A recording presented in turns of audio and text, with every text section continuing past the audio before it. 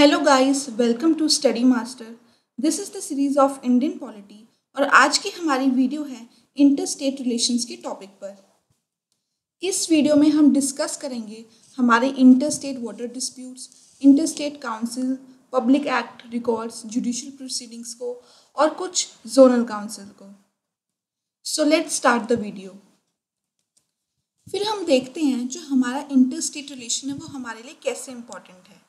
जो इंडिया का federal system है, अगर हमें उसको सक्सेसफुल बनाना है, उसको सक्सेसफुल बनाने के लिए क्या है, सिर्फ स्टेट के रिलेशंस का हारमोनियस होना ज़रूरी नहीं है, उनका कोऑपरेशन होना ज़रूरी नहीं है, बल्कि हमारे इंटर स्टेट रिलेशंस का कोऑपरेशन और उनके बीच हारमोनी होना भी बहुत ज़्यादा ज़रूरी हो जाता है।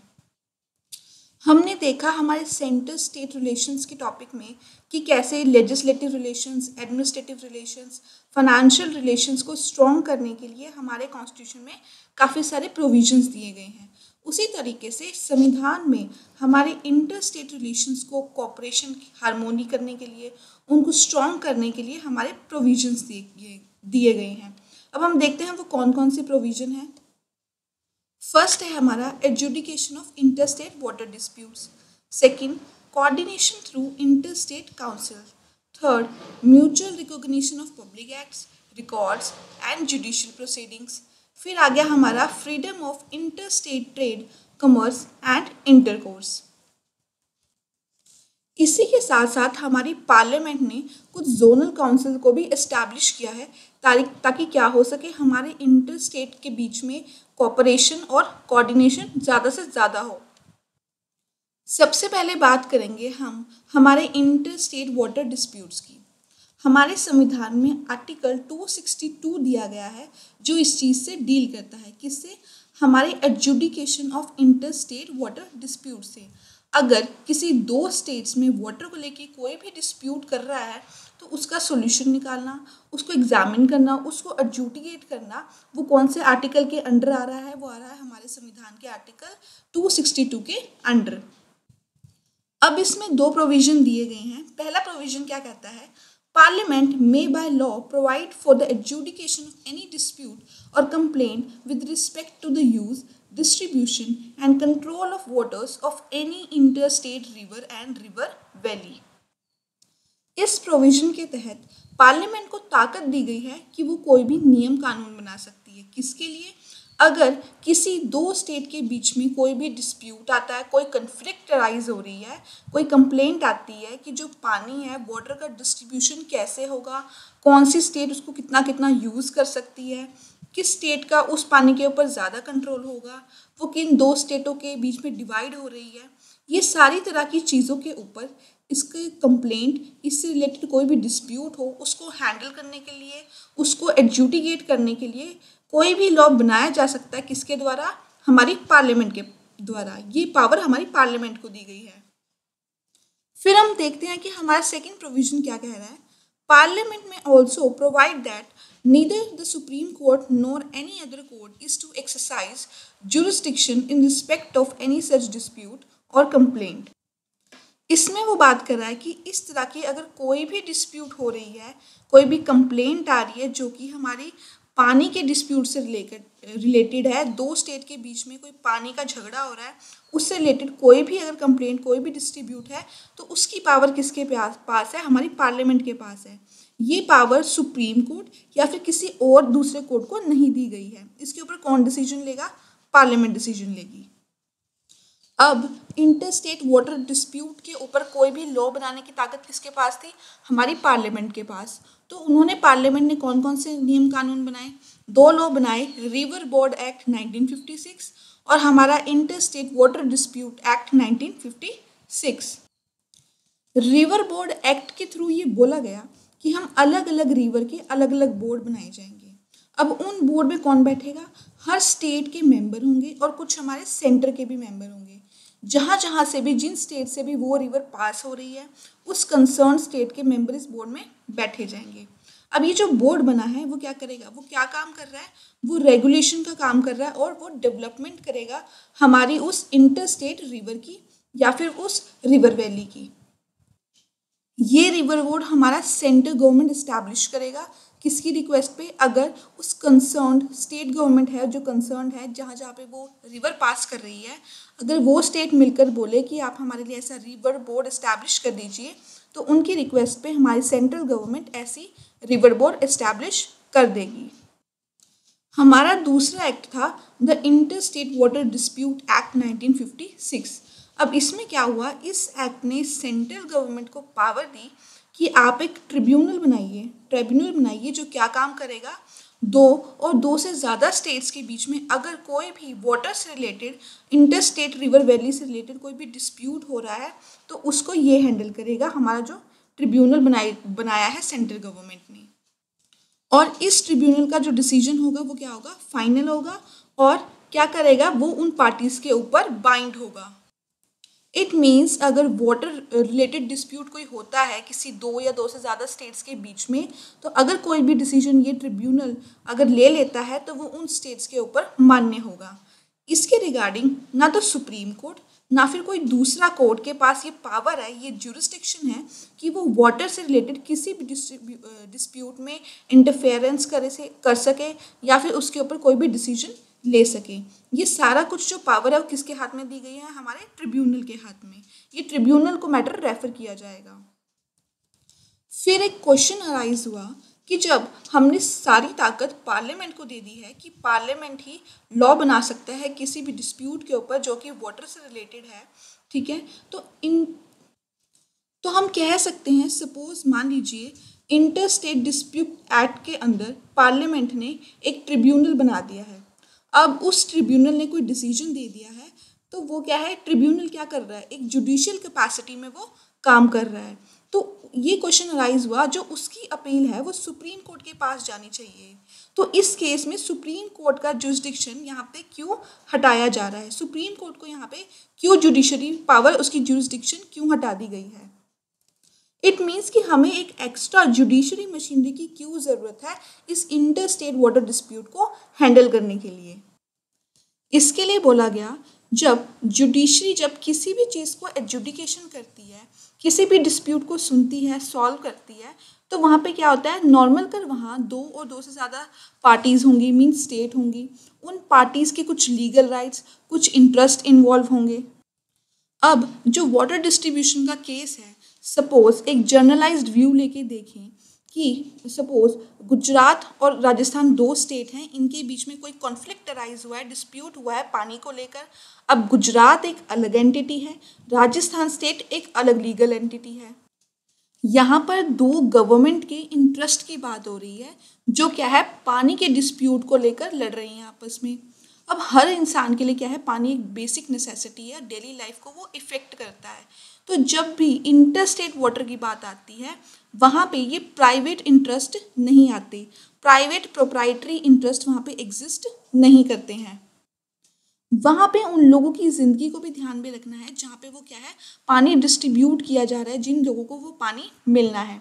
इसीलिए यहाँ पे सुप्रीम कोर्ट की ज्यूरिसडिक्शन को हटा दिया गया है और एक स्पेसिफिक बॉडी बनाई गई है, ताकि जब वो ट्रिब्यूनल डेलिब्रेशन करेगा कि कौन सी स्टेट को कितना पानी मिलना चाहिए, ठीक है, वहाँ पे जाके देखेगा कि अगर हम ये चीज़ कर रहे हैं, ये ऑपरेशन करेंगे तो इतना पानी मिलेगा इस स्टेट को, तो वहाँ पे क्या है, एक ह्यूमन एलिमेंट आएगा। तो इसीलिए हमें एक एक्स्ट्रा जुडिशियल मशीनरी की ज़रूरत पड़ी है हमारे इंटर स्टेट वाटर डिस्प्यूट को सेटल करने के लिए। नेक्स्ट हम देखेंगे इंटर स्टेट काउंसिल। आर्टिकल 263 क्या प्रोवाइड कर रहा है, एक इंटर स्टेट काउंसिल इस्टेब्लिश करने की पावर दे रहा है। वो किसको अफेक्ट करेगा, वो हमारी centre, between the centre and state और बिटवीन स्टेट्स कोऑर्डिनेशन को इफेक्ट करेगा। इट मीन्स ये क्या कर रहा है, किसी दो स्टेट्स को कोऑर्डिनेट कर रहा है या फिर सेंट्रल स्टेट को भी ये कोऑर्डिनेट कर रहा है, इंटर स्टेट काउंसिल। और ये रिकमेंडेशन हमने पढ़ी थी हमारी ARC में, जो हमारे सेंटर स्टेट रिलेशंस का टॉपिक था, उसमें जो एडमिनिस्ट्रेटिव रिफॉर्म कमीशन थी उसने भी ये रिकमेंडेशन दी थी कि हमें इंटर स्टेट काउंसिल इस्टेब्लिश करना चाहिए। जो हमारी सरकारिया कमीशन थी उसने भी ये रिकमेंडेशन दी थी कि हमें ये वाला काउंसिल इस्टेब्लिश करना चाहिए। अब ये पावर प्रेसिडेंट को दी गई कि जब भी उसे लगे कि ये काउंसिल सेटअप करना है ताकि हमारा क्या हो, पब्लिक का इंटरेस्ट सर्व किया जा सके। मीन्स इस एस्टैब्लिशमेंट से, इस इंटर स्टेट काउंसिल की एस्टैब्लिशमेंट से पब्लिक को फ़ायदा हो रहा है तो वो किसी भी टाइम इस काउंसिल को एस्टैब्लिश कर सकता है। ये पावर प्रेसिडेंट के हाथ में है। और साथ ही साथ उसे ये भी पावर दी गई है कि वो इसमें जो बैठे हुए, जो इस काउंसिल में जो लोग बैठे हैं, जो उनकी ड्यूटीज़ कैसी होंगी, उनकी ड्यूटीज़ का नेचर कैसा होगा, ये ऑर्गेनाइजेशन कैसी होगी, क्या इसके काम करने का प्रोसीजर होगा, ये सारा कुछ कौन डिफाइन कर सकता है? हमारे प्रेसिडेंट। इवन दो हमारे प्रेसिडेंट के पास ये पावर है कि वो इंटर स्टेट काउंसिल की ड्यूटीज़ को डिफाइन कर सकते हैं, बट फिर भी आर्टिकल 263 में स्पेसिफाई किया गया है कि ड्यूटीज़ को किन मैनर्स में असाइन किया जाए। तो पहला है inquiring into and advising upon disputes which में अराइज बिटवीन स्टेट्स, कि ये इस इंटर स्टेट काउंसिल की ड्यूटी बनती है कि अगर किसी दो स्टेट्स के बीच में कोई डिस्प्यूट हो रहा है तो वो क्या करें, इस पे इंक्वायरी करें और उनको एडवाइस दें कि आप अपने डिस्प्यूट को ऐसे रिजॉल्व कर सकते हैं। सेकंड, इसमें बात की गई कि ये भी इंटर स्टेट काउंसिल की ड्यूटी बनती है कि वो क्या करें, जो भी सेंटर और स्टेट या फिर किसी दो स्टेट्स का क्या है, कॉमन इंटरेस्ट है, ठीक है, किसी कॉमन चीज़ को लेके उनके ऊपर कुछ बात हो रही है या इन दोनों का कॉमन इंटरेस्ट है, उसके ऊपर ये इन्वेस्टिगेशन करेगा और उस सब्जेक्ट को ये काउंसिल डिस्कस करेगा। उसके बाद इस काउंसिल की थर्ड ड्यूटी क्या बनती है, अब उसने इंक्वायरी की, इन्वेस्टिगेशन किया, डिस्कशन किया, उसके बाद क्या करेगा, वो रिकमेंडेशन देगा इन सब्जेक्ट्स के ऊपर, जो भी इसने इंक्वायरी की, उस सारे सब्जेक्ट्स को डिस्कस किया, अब वो उस पर कुछ सुझाव देगा ताकि जो क्या है, ये सेंटर और स्टेट के बीच का जो डिस्प्यूट हो रहा है या स्टेट और स्टेट के बीच का डिस्प्यूट है, उसके ऊपर एक वो बेटर कोऑर्डिनेशन कर सके, बेटर पॉलिसी बना सके। फिर वो बात कर रहा है जो ये इंटर स्टेट काउंसिल है, इसका फंक्शन क्या है कि इंक्वायरी करना, एडवाइस करना, किस चीज़ के ऊपर, कोई भी डिस्प्यूट हो रहा है दो स्टेट्स के बीच में पानी को लेकर, उसके ऊपर ये इंक्वायरी करेगा। वो कहते हैं ये उसी की तरह कॉम्प्लीमेंट्री है। अगर पानी से रिलेटेड कोई इंटर स्टेट डिस्प्यूट हो रहा है तो हमारा काउंसिल डील करेगा। अगर कोई लीगल कंट्रोवर्सी हो रही है दो सरकारों के बीच में तो उसकी जुरिस्डिक्शन किसके पास है, हमारे सुप्रीम कोर्ट के पास है, अंडर आर्टिकल 131। अभी जो काउंसिल है हमारा इंटर स्टेट काउंसिल, ये किससे डील कर रहा है, कोई भी अगर कंट्रोवर्सी हो रही है, चाहे वो लीगल हो चाहे वो कोई नॉन लीगल हो, ठीक है, तो इसका जो फंक्शन है वो क्या है, एडवाइजरी। ये सिर्फ एडवाइस कर सकता है, इसकी एडवाइस उन स्टेट्स के ऊपर बाइंडिंग नहीं है, चाहे तो वो माने, चाहे वो इसके ऊपर एक्शन ले, चाहे वो इसके ऊपर एक्शन ना ले, स्टेट पे डिपेंड करता है। बट जो सुप्रीम कोर्ट ने एक बार डिसीजन दे दिया वो क्या है, उन स्टेट के ऊपर बाइंडिंग होगा, उन स्टेट को वो मानना पड़ेगा, वो मैंडेटरी डिसीजन है। अब हम देखते हैं कि और कौन कौन से प्रोविजन दिए गए हैं।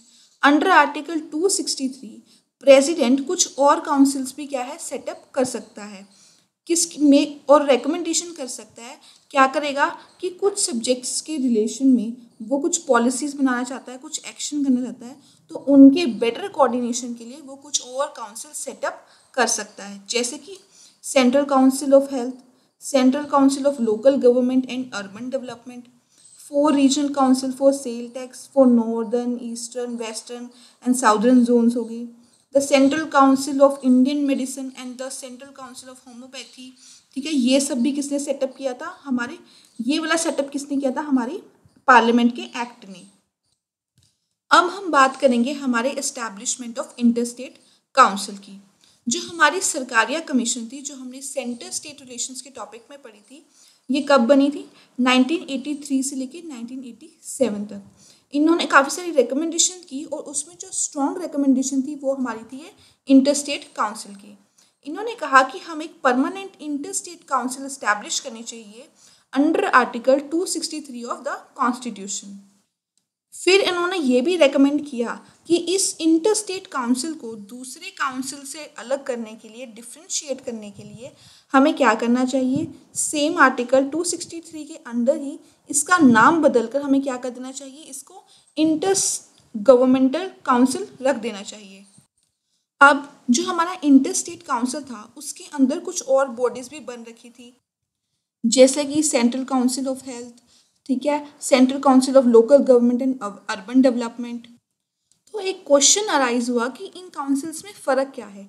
एक तरफ तो इंटर स्टेट काउंसिल है और दूसरी तरफ ये सारी काउंसिल्स बना रखी हैं। तो ऑब्वियस सी बात है, जो हमारी हेल्थ की काउंसिल है वो किससे रिलेट करेगी, हमारे हेल्थ एंड वेलफेयर की बात करेगी, ठीक है। पर जो लेकिन हमारा इंटर स्टेट काउंसिल है उसका क्या है, उसका जो एम्बिट है, जो उसका दायरा है वो बहुत ज़्यादा बड़ा है। इसीलिए इसको डिफ्रेंशिएट करने के लिए उन बाकी सारी काउंसिल से इसका नाम चेंज करके इंटर गवर्नमेंटल काउंसिल रखा गया। फिर इस कमीशन ने रेकमेंड किया था कि काउंसिल को कौन सी ड्यूटीज़ देनी चाहिए, जो हमारे आर्टिकल 263 के क्लॉजेस बी और सी में मेंशन है। जो अभी हमने डिस्कस की कि इन्वेस्टिगेट करेगा, सब्जेक्ट को डिस्कस करेंगे, फिर उसके ऊपर कुछ रिकमेंडेशंस देंगे ताकि उनकी पॉलिसी का कोऑर्डिनेशन बेटर हो। इन सारी रिकमेंडेशन जो सरकार या कमीशन ने दी थी, उन सबको ध्यान रखते हुए, मद्देनजर रखते हुए, हमारी जनता दल गवर्नमेंट ने, जो उस टाइम पे कौन हेड कर रहा था, वीपी सिंह हेड कर रहे थे, उन्होंने इंटर स्टेट काउंसिल बना दी 1990 में। अब इसके मेंबर्स कौन कौन से थे, हमारे जो प्राइम मिनिस्टर थे उनको चेयरमैन बना दिया गया, ठीक है। अब इसमें और कौन से मेंबर थे, सारे स्टेट के जितने भी चीफ मिनिस्टर थे वो भी थे, ठीक है। यूनियन टेरिटरीज जहाँ पे लेजिस्लेटिव असेंबली है उनके चीफ मिनिस्टर भी मेंबर थे। यूनियन टेरिटरीज जहाँ पे लेजिस्लेटिव असेंबली नहीं है उनके एडमिनिस्ट्रेटर इसके मेंबर रहे। फिर अगर गवर्नर ऑफ स्टेट मीन्स जिस स्टेट में प्रेसिडेंट रूल लगा है वहाँ के गवर्नर भी इस मेंबर्स में इंक्लूडेड थे। फिर क्या हुआ, 6 सेंट्रल कैबिनेट मिनिस्टर वो भी इसके अंदर इंक्लूड थे। और कौन कौन इंक्लूड था उसमें, होम मिनिस्टर भी थे। और इसको कौन नॉमिनेट कर रहा था, प्राइम मिनिस्टर नॉमिनेट कर रहे थे इन मेंबर्स को। अब इस काउंसिल में कुछ परमानेंट इनवाइटीज भी थे, वो कौन थे, क्या थे, 5 minister of cabinet rank, cabinet rank के 5 मिनिस्टर, या फिर मिनिस्टर ऑफ स्टेट जो कि इंडिपेंडेंट चार्ज हो। और इनको कौन नॉमिनेट करता था, हमारे chairman of council. Chairman of council कौन थे, प्राइम मिनिस्टर को चेयरमैन बना दिया गया था। तो उनके नॉमिनेशन पे ये कैबिनेट, 5 मिनिस्टर का कैबिनेट एक परमानेंट इन्वाइटी था इस काउंसिल में। अब ये जो काउंसिल थी एक रिकमेंडेटरी बॉडी थी। इट मीन्स ये रिकमेंडेशन देती थी किस इश्यूज पे, इंटर स्टेट के रिलेशंस पे, ठीक है, सेंटर स्टेट के रिलेशंस पे, या सेंटर और यूनियन टेरिटरी के रिलेशंस पे ये अपनी रिकमेंडेशन प्रोवाइड करती थी। और इसका मेन काम क्या था कि ये क्या करे, ये कोऑर्डिनेशन को प्रमोट करे, किसके लिए, कि जितनी भी इश्यूज क्रिएट हो रहे हैं इन स्टेट, इंटर स्टेट या सेंटर यूनियन टेरिटरीज में, ठीक है, उनको एग्जामिन करे, उनको डिस्कस करे, डेलिब्रेट करे, उनके रिगार्डिंग कोई रिकमेंडेशन दे, ठीक है। ये सारा कुछ इस कमेटी के हाथ में था, इस काउंसिल के हाथ में था। फिर इसकी ड्यूटीज़ क्या थी कि आपको इन्वेस्टिगेट करना है, डिस्कस करना है, ठीक है, जो भी हमारे स्टेट और सेंटर के बीच में जो भी कॉमन इंटरेस्ट है, या फिर उनके ऊपर रिकमेंडेशन दीजिए ताकि उनकी जो पॉलिसी की बेटर कोऑर्डिनेशन है वो ठीक हो सके, या फिर जो जनरल इंटरेस्ट के मैटर है स्टेट के बीच में, ठीक है, जो भी चेयरमैन रेफर करना है, हमारे प्राइम मिनिस्टर जो भी कह रहे हैं कि आप इस इशू पे डिस्कशन कीजिए, इस इशू को क्या कीजिए, इन्वेस्टिगेट कीजिए, उसके ऊपर ये काउंसिल क्या करेगी, डेलिब्रेशन करेगी, ठीक है। मान लीजिए सपोज चेयरमैन, इस काउंसिल का चेयरमैन यानी प्राइम मिनिस्टर टाइम टाइम पे ये कहते हैं कि इंटर स्टेट काउंसिल को कोई चीज़ रेकमेंड करें, या फिर कुछ मैटर में से कहें कि इन मैटर पर आप बात कीजिए, डिस्कशन कीजिए, डेलिब्रेशन कीजिए। For example Sutlej Yamuna link canal है, ठीक है, इसको लेके पंजाब गवर्नमेंट और हरियाणा गवर्नमेंट के बीच में कोई कॉन्फ्लिक्ट हो गया, डिस्प्यूट हो गया है, और प्राइम मिनिस्टर को लगता है कि सतलुज यमुना लिंक कैनाल को लेकर कोई भी हार्मनी नहीं हो पा रही है, कोई भी हल नहीं निकल पा रहा है। तो उस केस में prime minister inter state council को ये कह सकते हैं कि ये जो डिस्प्यूट है ये आपको रेफर किया जा रहा है, इस पर डिस्कशन कीजिए, डेलिब्रेशन कीजिए और अपनी रिपोर्ट हमें सबमिट कीजिए। अब ये काउंसिल 3 साल में, कम से कम 3 साल में एक बार मीट करती है। इसकी जितनी भी मीटिंग होती है वो क्या है, हमारे कैमरा में रिकॉर्ड होती है, ठीक है। फिर कंसेंसस होता है, सारे क्वेश्चंस पुट किए जाते हैं। उसके बाद एक स्टैंडिंग कमेटी ऑफ काउंसिल भी यहाँ पे एस्टैब्लिश की गई। इसको 1996 में सेटअप किया गया, किस चीज़ के लिए, continuous consultation and processing of matters. कहते हैं जो ये काउंसिल का जो मैटर्स थे कि उसको कंसल्ट कैसे करना है, उसका प्रोसेस कैसे चलता रहे, उसकी कंसिडरेशन के लिए ये एक स्टैंडिंग कमेटी बनाई गई थी। अब इस कमेटी में मेंबर कौन थे, हमारे जो यूनियन होम मिनिस्टर थे वो इसके चेयरमैन थे। उसके अलावा 5 यूनियन कैबिनेट मिनिस्टर इसके मेंबर है और 9 चीफ मिनिस्टर इसके मेंबर है। अब इस काउंसिल को असिस्ट किसने किया? सेक्रेटरीट ने, ठीक है, जिसको बाद में कहा गया कि ये इंटर स्टेट काउंसिल, सेक्रेटरीट उसका नाम रखा गया। अब ये सेक्रेटरीट सेटअप हुआ 1991 में। इसके जो हेड थे वो कौन थे? हमारे गवर्नमेंट ऑफ इंडिया के सेक्रेटरी थे, ठीक है। 2011 से इसको कैसे फंक्शन किया गया? As a secretariat of zonal council. ये ऐसे काम करने लगा 2011 से। नेक्स्ट पॉइंट है हमारा public acts, records and judicial proceedings. अब हमारे संविधान में लिखा गया है कि जो हर स्टेट की ज्यूरिस्डिक्शन है वो क्या है? उसकी अपनी टेरिटरी तक सीमित है। तो ऐसा पॉसिबल है कि जो किसी एक स्टेट में एक्ट है, रिकॉर्ड है, ठीक है, प्रोसीडिंग्स है, वो क्या है दूसरे स्टेट में रिकॉग्नाइज ना की जाए, मतलब उसको उतनी इंपॉर्टेंस ना दी जाए, उसकी इज्जत ना की जाए। तो इसीलिए इन सारी डिफिकल्टीज को रिमूव करने के लिए कॉन्स्टिट्यूशन में एक क्लॉज डाला गया जिसमें लिखा गया full faith and credit. It means उसको पूरा क्रेडिट मिलेगा और पूरी रिस्पेक्ट मिलेगी। तो हम पहला देखते हैं। उन्होंने कहा full faith and credit is to be given throughout the territory of India to public acts, records and judicial proceeding of centre and every state. इसमें लिखा गया कि जो सेंटर की प्रोसीडिंग होगी या कोई एक्ट होगा या कोई रिकॉर्ड होगा, चाहे वो सेंटर का हो चाहे वो किसी स्टेट का हो, वो पूरे इंडिया की टेरिटरी में क्या उसको पूरी इज्जत, पूरा सम्मान मिला जाएगा। फॉर एग्जाम्पल, जैसे इनकम टैक्स डिपार्टमेंट के चीफ कमिश्नर ने कोई ऑफिस ऑर्डर इशू किया है, तो अब पूरे इंडिया में जहाँ जहाँ पे भी हमारे इनकम टैक्स का ऑफिस होगा वहाँ पे क्या होगा? इसको रिकॉर्ड माना जाएगा। इट मीन्स उस ऑर्डर को इशू किया गया है तो वो सारी जगह फॉलो किया जाएगा, उसकी रिस्पेक्ट की जाएगी। वैसे ही अगर दिल्ली हाई कोर्ट में कोई वर्डिक्ट दिया है उसको देश भर में क्या रिस्पेक्ट दी जाएगी।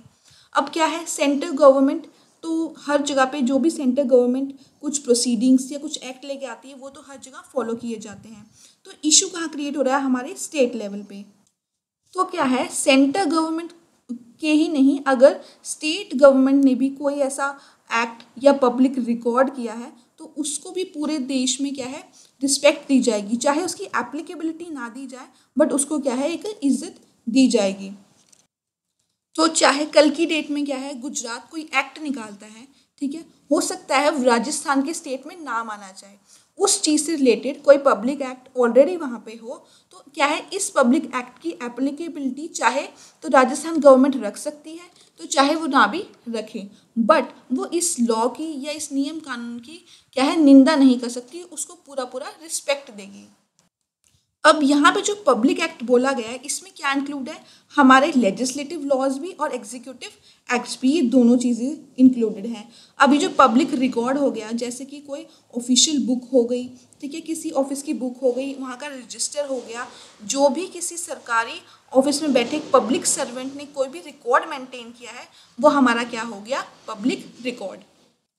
सेकेंड पॉइंट क्या कह रहा है? The manner in which and the condition under which such act, record and proceeding are to be proved and their effect determined would as provided by the law of parliament.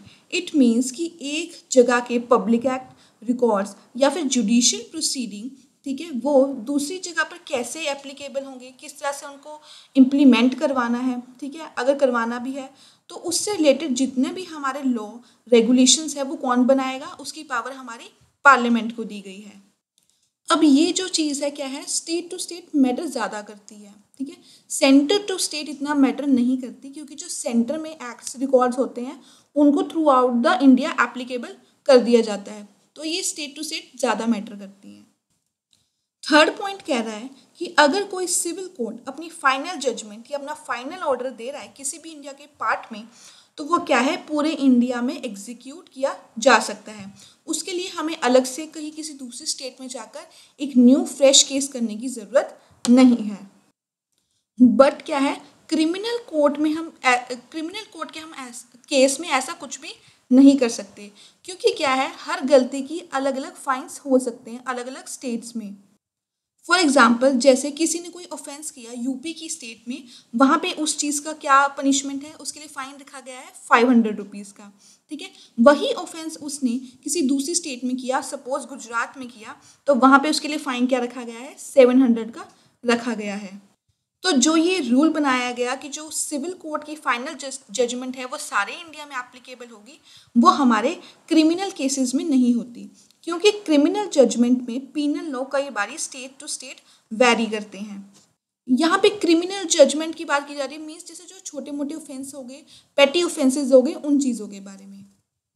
Suppose कोई civil court का case है, it means जैसे कोई divorce हुआ, ठीक है, तो अब वाइफ ने क्या है, वाइफ को कोर्ट ने ऑर्डर दिया कि आप अपनी हस्बैंड की प्रॉपर्टी में से इतना पैसा ले सकते हैं। तो अब हस्बैंड की प्रॉपर्टी क्या है, केरला के स्टेट में है, तो अब क्या है, वहाँ पे क्या है, केरला की गवर्नमेंट उस केरला की प्रॉपर्टी को डिस्पोज कर सकती है उसकी वाइफ को सेटलमेंट देने के लिए।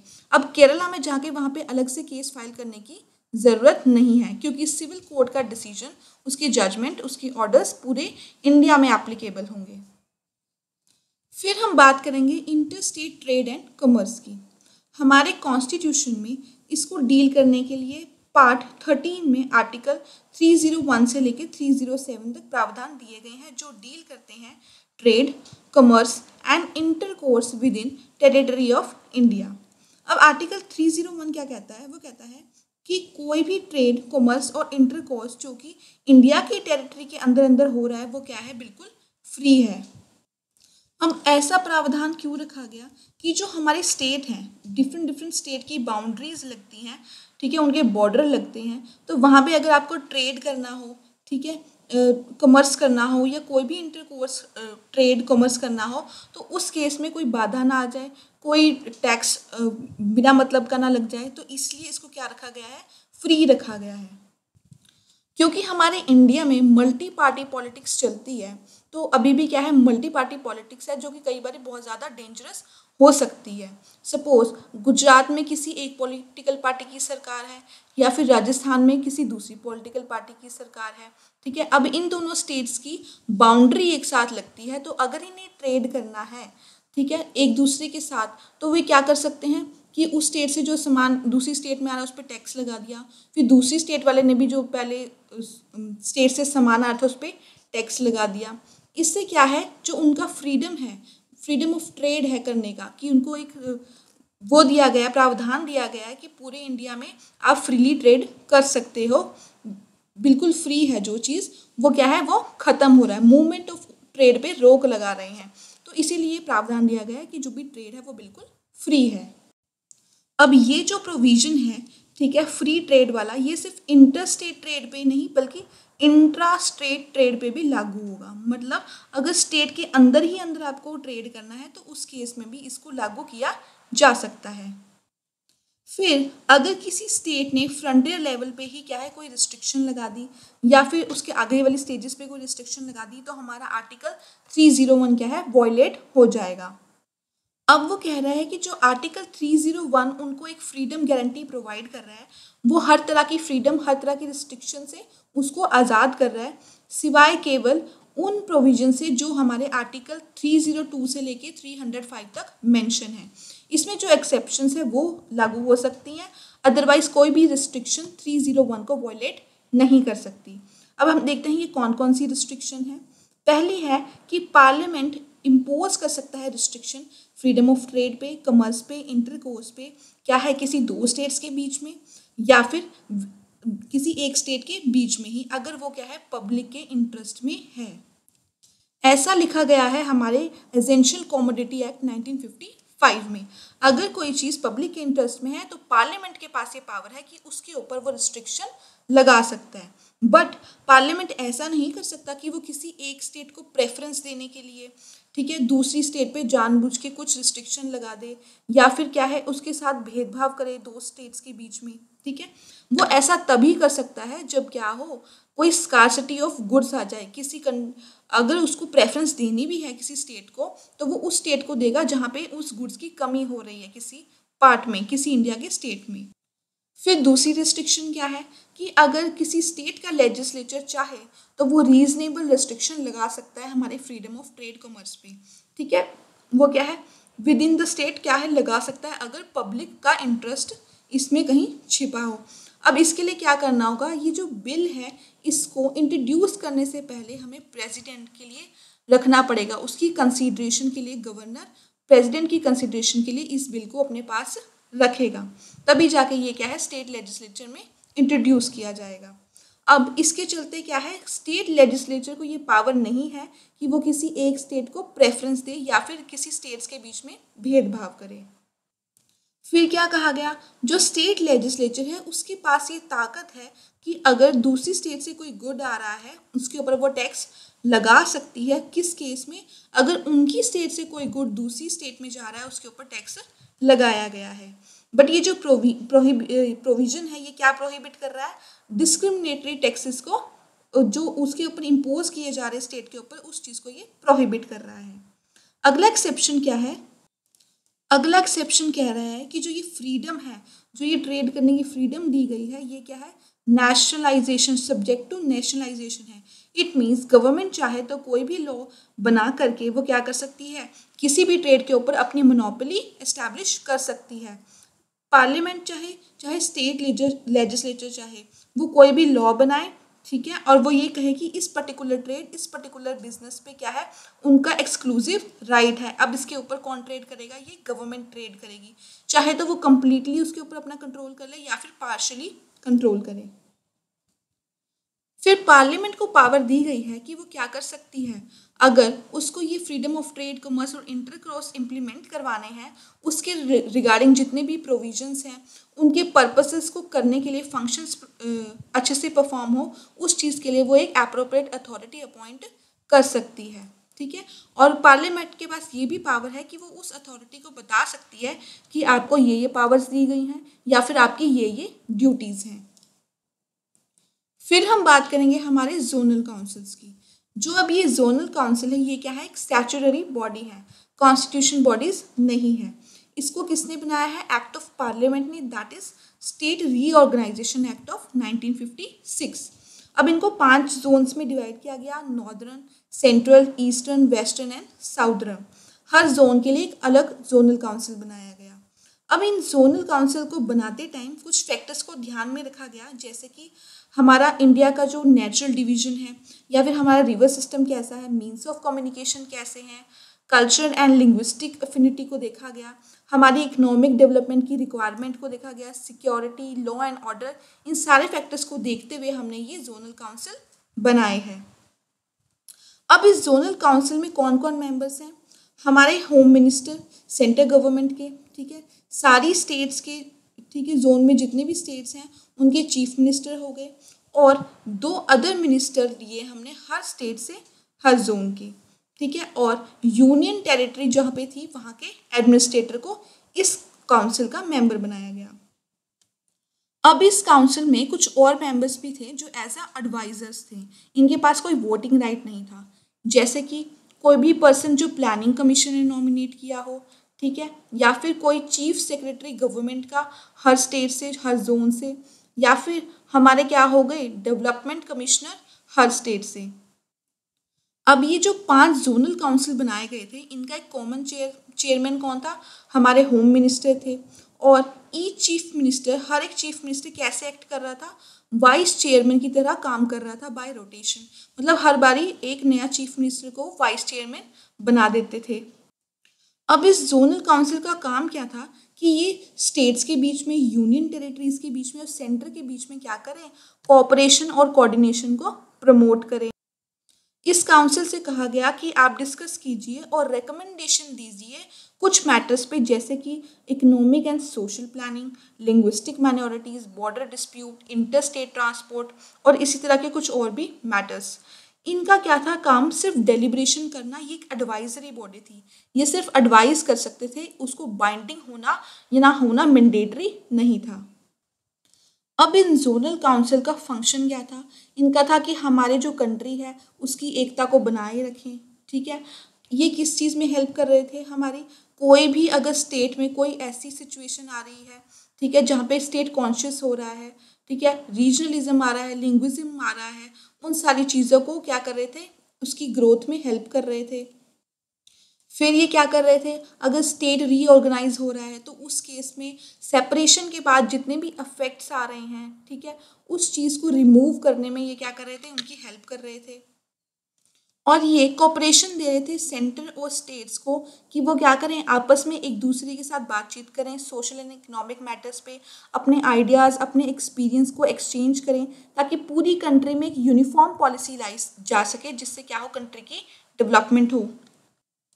अब उनके कोऑपरेशन से क्या होगा, जल्दी से जल्दी एग्जीक्यूशन होगा, डेवलपमेंट प्रोजेक्ट्स जल्दी हो जाएंगे, ठीक है, एक पॉलिटिकल इक्विलिब्रियम आएगा पूरी कंट्री के डिफरेंट डिफरेंट रीजन्स में। उसके बाद एक बहुत ही इंपॉर्टेंट काउंसिल सेटअप किया गया, वो था नॉर्थ ईस्टर्न काउंसिल, क्योंकि इसको एक सेपरेट एक्ट के तहत बनाया गया था पार्लियामेंट ने। वो एक्ट क्या था, हमारा north east council act of 1971। अब इसमें कौन कौन से मेंबर इंक्लूड थे, हमारे कौन से स्टेट्स थे, असम, मणिपुर, मिजोरम, अरुणाचल प्रदेश, नागालैंड, मेघालय, त्रिपुरा, सिक्किम। अब जो इसके फंक्शन थे वो बिल्कुल पहले वाले जोनल काउंसिल की तरह सेम थे, बट कुछ चीज़ों को छोड़ के, जैसे कि इनका एक काम था कि इनको एक यूनिफाइड और कोऑर्डिनेटेड रीजनल प्लान बनाना है। इट मीन्स जहाँ पे कॉमन इंपॉर्टेंस, इन सारे स्टेट की जो कॉमन चीज़ें हैं, कॉमन मैटर्स हैं, उनको कवर करते हुए इनको एक यूनिफाइड चीज़ बनानी है। और इनका काम ये भी था कि इनको टाइम टू टाइम ऐसे कुछ मेजर्स लेने हैं जिससे क्या हो, जो भी जितने भी इनके स्टेट मेंबर्स हैं उनकी सिक्योरिटी और उनकी पब्लिक ऑर्डर स्टेट में बना रहे, कोई भी वायलेंस ना हो, कोई भी दंगे फसाद ना हो, सिक्योरिटी मेंटेन रहे। अब हम देखते हैं हमारे कुछ जोनल काउंसिल, जैसे नॉर्दर्न जोनल काउंसिल, इसके मेंबर कौन हैं, जम्मू कश्मीर, हिमाचल, हरियाणा, पंजाब, राजस्थान, दिल्ली, चंडीगढ़, और हेडक्वार्टर कहाँ है इनका, न्यू दिल्ली में। वैसे ही सेंट्रल जोनल में सेंटर स्टेट्स आ गई, जो सेंटर में है हमारे मैप में, यूपी, उत्तराखंड, छत्तीसगढ़, मध्य प्रदेश, और इसका हेडक्वार्टर कहाँ है, इलाहाबाद। फिर आगे ईस्टर्न जोनल काउंसिल, जैसे Bihar, Jharkhand, West Bengal and Odisha, इसका हेडक्वार्टर है कोलकाता में। फिर western zonal council, Gujarat, Maharashtra, Goa, Dadra Nagar Haveli and Daman and Diu, इसके हेडक्वार्टर कहाँ पे, हमारा मुंबई में। फिर साउदर्न जोनल काउंसिल, जिसका हेडक्वार्टर है चेन्नई में। अब इसमें कौन से मेंबर्स हैं, आंध्र प्रदेश, कर्नाटका, तमिलनाडु, केरला एंड पुडुचेरी। फिर हमारा एक inter state river water dispute पे एक अमेंडमेंट बिल आया 2019 में, जिसको इंट्रोड्यूस किया गया लोकसभा में 25 जुलाई 2019 को। अब इस बिल के कुछ फीचर्स देखते हैं, जैसे कि डिस्प्यूट रेजोल्यूशन कमेटी। अब इस बिल ने क्या कहा, इसने कहा कि सेंट्रल गवर्नमेंट एक डिस्प्यूट रेजोल्यूशन कमेटी को एस्टैब्लिश करेगी, ठीक है, जिसका काम होगा कि इंटर स्टेट वाटर डिस्प्यूट्स को रिजॉल्व करना। अब जो ये कमेटी थी, इसको क्या पीरियड दिया गया, 1 ईयर का टाइम दिया गया, ठीक है, जो कि 6 मंथ के बाद एक्सटेंड किया जाता था कि आप इस टाइम पीरियड में अपनी सेंट्रल गवर्नमेंट को अपनी रिपोर्ट सबमिट करेंगे। फिर इस बिल में कहा गया कि अगर डिस्प्यूट रेजोल्यूशन कमेटी इस इंटरस्टेट वाटर डिस्प्यूट को रिजॉल्व नहीं कर पाती है, तो ये मैटर किसके पास जाएगा, एडजुडिकेशन के लिए, ये जाएगा मैटर हमारे ट्रिब्यूनल के पास। अब जो ये ट्रिब्यूनल था, इसमें मल्टीपल बेंचेस थे, ठीक है, जितने भी हमारे ट्रिब्यूनल्स थे अब उनको डिसॉल्व कर दिया जाएगा, और वाटर डिस्प्यूट से रिलेटेड जितने भी पेंडिंग एडजुडिकेशन है अब इस नए वाले ट्रिब्यूनल को दिए जाएंगे, उसको ट्रांसफर किए जाएंगे। अब इस नए ट्रिब्यूनल में मेंबर कौन था, इसमें एक चेयरपर्सन थे, वाइस चेयरपर्सन, और 6 से ज़्यादा नॉमिनेटेड मेंबर्स नहीं थे। अब वो कौन थे, सुप्रीम कोर्ट और हाई कोर्ट के जजेस, या फिर हम कह सकते हैं जिनको किसने नॉमिनेट किया है, हमारे chief justice of India nominate करेंगे वो लोग। अब इस बिल में एक बात और कही गई कि जो गवर्नमेंट एक डाटा मेंटेन करती है, जिसमें वो नेशनल लेवल पे हर रिवर बेसिन का इंफॉर्मेशन सिस्टम रखती है, उसने कहा कि क्या है, सेंट्रल गवर्नमेंट एक ऐसी अथॉरिटी को अपॉइंट करे या फिर एक एजेंसी को ऑथोराइज करे कि ये जो डाटा है, ये इस तरह का डाटा अब वो मेंटेन करेगी। अब हमारे inter state water dispute act में कुछ ड्रॉबैक्स थी, जो कि इस अमेंडमेंट बिल 2019 में ठीक करने की कोशिश की।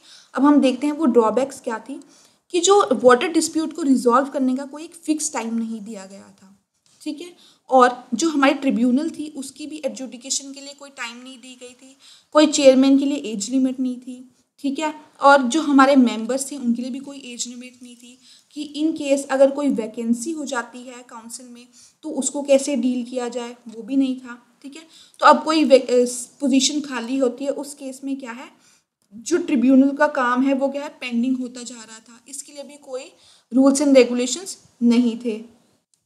फिर कहा गया जो हमारा रिवर बोर्ड एक्ट है 1956, वो उसको बनाया गया था किसके लिए, इंटरस्टेट कोलैबोरेशन के लिए, कि वो वाटर रिसोर्स की डेवलपमेंट कर सके, उसको कोलैबोरेशन कर सके। बट जब से वो ये रिवर बोर्ड एक्ट बना है तब से वो क्या है, एक डेड लेटर की तरह पड़ा हुआ है। तो ये सारी ड्रॉबैक्स थी हमारे इंटरस्टेट वाटर डिस्प्यूट एक्ट 1956 की। तो ये था हमारा इंटरस्टेट रिलेशंस। नेक्स्ट वीडियो में हम बात करेंगे हमारे इमरजेंसी प्रोविजंस की। Till then stay connected with study master. Thank you.